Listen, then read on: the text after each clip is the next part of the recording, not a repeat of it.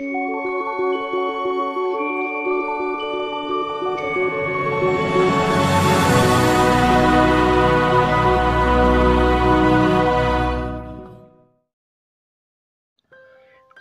адамдар эмнеге жашоо мен каалагандай эмес деп айтышат. Алар ар дайым ийгиликсиздиктер жөнүндө, дүйнөнүн катаалдыгы жөнүндө, мүмкүнчүлүктөрдүн жана акчанын жоктугу жөнүндө, тагдырга ыраазы болбоо жөнүндө сүйлөшөт.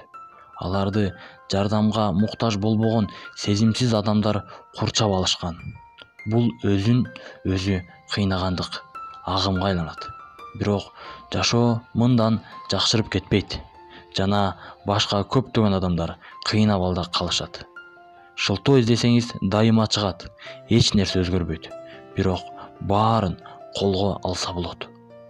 Бул роликти баштаар алдында бул сөздөр менен баштабасак түпкү маанисине жетүү кыйынга туруп калчудай. Ал эми бул сөздөр кимге таандык десеңиз, менин милдетим адамдарга жашоодо өз жолун табууга жардам берүү деген урам менен жүргөн австриялык оратор, филантроп жана жазуучу Николас Джеймс Уичич. Баарыбыз эле билсек керек, Ник төрөлгөндө өтө сейрек кездешүүчү тетрамели дарты менен төрөлөт. 4 мүчөнүн тең жок болушуна алып келген оору эле. Анда колдору да, буттары жок эле. Бул учурда төрөлгөн баланы таштап кетүү деле таң калыштуу эмес эле. Бирок Никтин ата-энеси баланы таштабай өз үйүнө алып кетишет. Албетте, ата-эне үчүн өтө оор чечим. Алгачкы 4 ай баланы энеси колунан түшүрбөй багат. Жашоо бизге көп учурда адилетсиз көрүнөт. Кыйын учурлар жана оор жагдайлар бизден өзүбүзгө шектенип, үмүтсүздүккө алып келет. Мен муну жакшы билем. Убакыт дартты дарылайт дегендей, убакыттын өтүшү менен Никке көнүп, ал кандай болсо ошондой жакшы көрө башташат. Ник башка балдардай эле мектепке бара баштайт.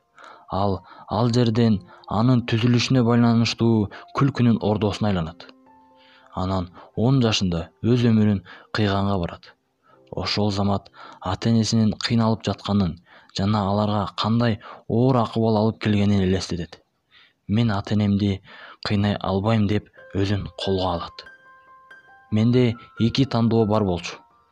Биринчиси, Кудайга менде жок нерсеге нааразы болуп отура берүү же ушунча берген нерсеге ыраазы болуп жашоо эле, дейт Ник. Ошондон тартып Ник өзүн өзү өнүктүрүп эл оозуна алына баштайт жана ал илим алууну эч токтотпойт. Азыр ал 2 дипломдун ээси жана элдин сүймөнчүлүгү.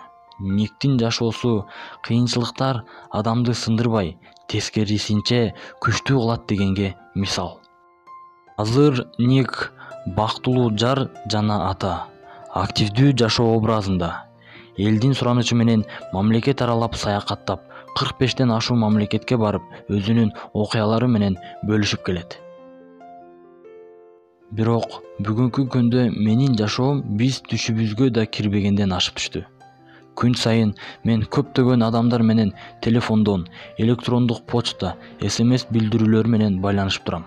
Мага аэропорттордон, мейманкалардан жана ресторандарда адамдар келип, алар мени кучактап, мен алардын жашоосун өзгөрттүм деп жатышат. Бул Кудайдын чыныгы ырайымы. Мен укмуштуудай бактылуумун.